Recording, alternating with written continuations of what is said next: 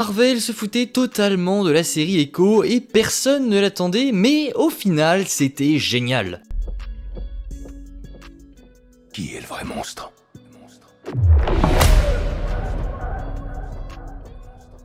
Salut tout le monde, c'est Spidey, j'espère que vous allez tous très bien. Aujourd'hui les amis, on se retrouve pour une toute nouvelle vidéo critique où on va revenir sur la série Marvel Studios Echo qui vient de sortir entièrement sur Disney+. Déjà ça, on va y revenir. La série est sortie donc d'une seule traite, on a eu tous les épisodes d'un seul coup, donc comme je vous l'ai dit, on va y revenir sur ce petit format de sortir toute la série d'un coup. Je trouve personnellement que ça apporte quelque chose en plus, mais comme je vous l'ai dit, on va y revenir. On va donc aujourd'hui revenir sur la série Echo. Je vais vous donner mon avis sans spoiler, puis après avec spoiler concernant cette nouvelle série du MCU qui pour le coup n'était absolument pas attendue. Vraiment tout le monde s'en foutait, il faut dire les choses. Moi-même avant le premier trailer je n'attendais absolument pas cette série jusqu'au premier trailer qui est tombé et qui m'a vraiment donné envie de découvrir cette série. À partir de ce premier trailer, eh bien j'étais vraiment hype pour le coup de par le retour du Caïd et de Daredevil, mais surtout j'étais hype par l'ambiance que cette série dégageait dans ses trailers. Est-ce que du coup la violence etc, l'ambiance générale du trailer était au rendez-vous dans cette série Echo? C'est ce qu'on va voir aujourd'hui. N'hésitez pas à vous abonner, à liker, à partager si mon contenu vous plaît, et c'est parti, on parle de cette série Echo.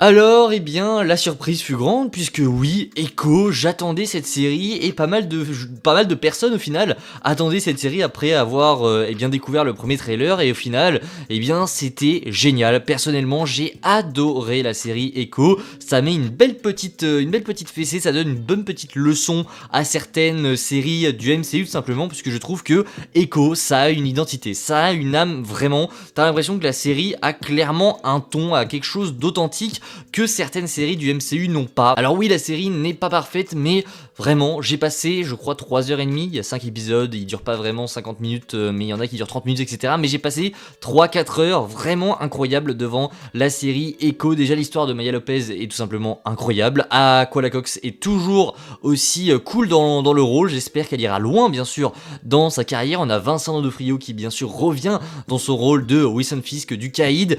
Il est toujours aussi incroyable. Mais là où on aurait pu s'attendre à beaucoup de fanservice, que la série s'appuie beaucoup sur l'univers Marvel Netflix, et bien au final pas du tout, puisque Daredevil n'est pas aussi présent qu'on pourrait le croire. Et ça d'ailleurs, pour ceux qui n'auraient pas encore vu la série, faites attention, puisque ce n'est pas du tout une série sur le Caïd et Daredevil et entre parenthèses Maya Lopez. C'est vraiment une série sur Maya Lopez, sur ses origines, sur son peuple, sur ses ancêtres, sur elle-même en fait, sur ce qu'elle veut devenir. Et entre guillemets, on a le Caïd qui est un petit peu derrière tout ça. Mais pour ce qui est de Daredevil, pour ceux qui attendent du Daredevil, vous allez être littéralement déçus. Mais vraiment, pour ceux qui n'ont pas vu la série, vous allez être déçus. Donc n'attendez pas cette série pour Daredevil, attendez-la pour l'histoire qu'elle va vous raconter, puisque l'histoire est tout simplement géniale. Ça nous offre ça nous fait vraiment un petit coup de frais dans la MCU qui nous manquait, et ça fait du bien de voir que Marvel est encore capable de nous sortir, de nous pondre des choses comme ça. Alors oui,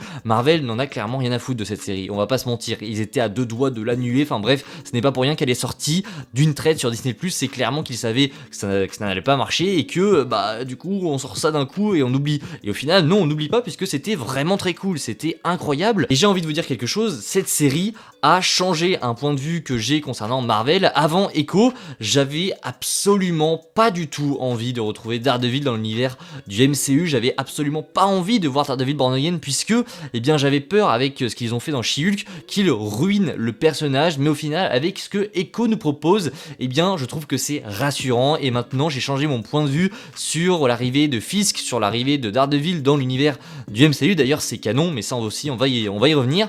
Et bien maintenant je suis rassuré et j'ai très hâte de découvrir ce qu'ils vont faire avec Daredevil Born Again, puisque je sais dorénavant qu'ils sont capables de faire des choses quasiment au niveau de Daredevil Netflix. Alors ce n'est pas du tout au niveau de ce que Daredevil nous proposait, mais ça s'en rapproche, et je vous le dis, c'est complètement différent. On ne cherche pas à être dans la violence là où les trailers nous montraient vraiment beaucoup de violence, c'était vraiment de la com pour nous attirer. Alors oui, la série est violente, mais je pense qu'on a vu l'intégralité des scènes violentes dans les trailers, puisque l'intérêt de la série, ce n'est pas d'être violent, mais c'est vraiment de raconter une histoire authentique, une histoire sincère, ce qui change, comme je vous l'ai dit, de certaines séries Marvel, et ça pour le coup, c'est ce que j'ai le plus aimé concernant Echo. Au niveau de la mise en scène, c'est plutôt intéressant, on a notamment un plan séquence qui est très cool, je trouve. Enfin bref, il y a des idées de mise en scène qui sont super cool. Je trouve que pareil, les environnements dans lesquels ils ont tourné, quand c'est tourné, puisque pour la CGI on va y revenir, mais c'était pas fameux, mais quand ils ont tourné dans des endroits, je pense que c'était vraiment pour de vrai. Enfin, ils ont vraiment été tournés dans des endroits, ils ont pas tourné sur des fonds verts ou des fonds bleus.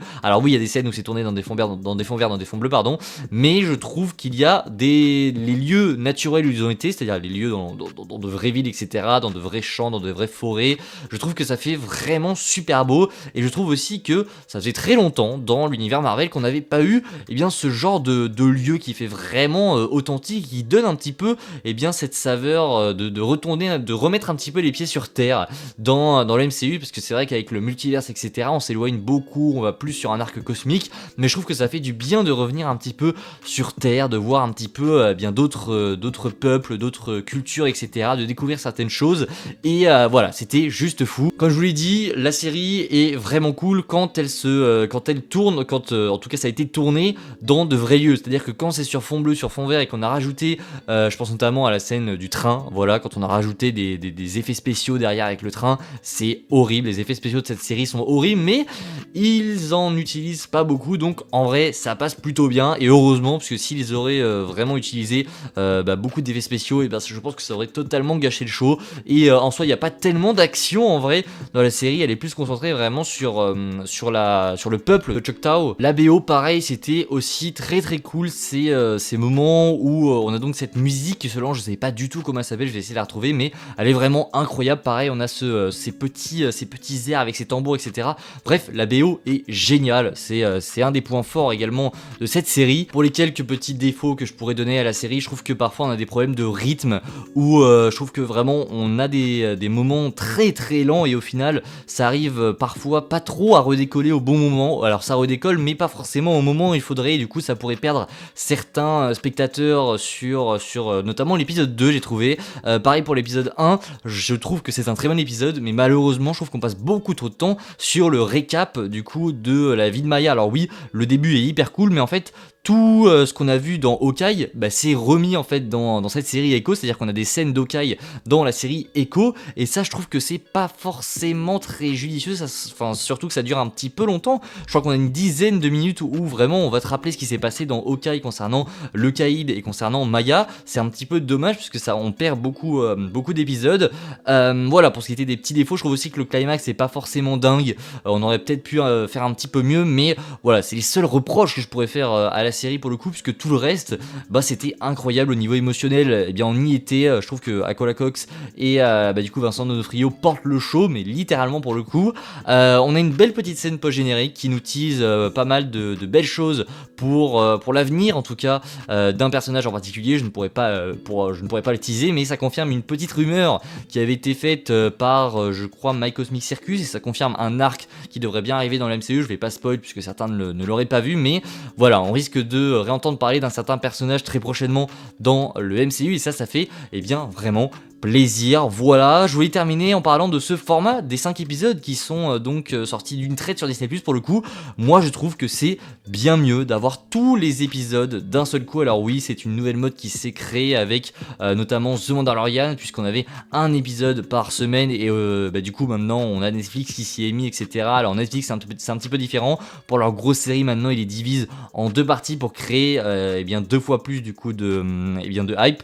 Mais je trouve que sortir un épisode par semaine, on n'a pas forcément ce côté où tout le monde est là au même moment pour regarder, après tout le monde donne son avis. Quand on a un épisode par semaine, on a quelques avis par-ci par-là, mais souvent les gens attendent vraiment que la série sorte en entier directement sur Disney+. On a tous les avis qui sortent du coup à la fin de la série, au dernier épisode, et là je trouve que du coup sortir tout d'un coup, c'était une plutôt bonne idée, même s'ils l'ont fait pour éviter le flop sur Disney+. Et en vrai c'est compréhensible puisque je ne pense pas que la série va marcher, mais pourtant, au contraire, elle mériterait de marcher, et j'espère vraiment qu'elle qu'elle va marcher puisque cette série Echo était géniale. Dites-moi vous en commentaire ce que vous avez pensé de cette série, si vous l'avez aimée ou pas. Moi personnellement c'est une totale réussite, je lui ai mis la note de 7,5 sur 10 et voilà, je suis extrêmement content. N'hésitez pas, si cette vidéo vous a plu, eh bien à vous abonner, à liker et à partager. On arrive à la fin de cette critique, j'espère du coup que vous découvrirez cette série et que vous l'apprécierez autant que moi. Je vous dis à la prochaine, c'était Spidey, prenez soin de vous, ciao tout le monde.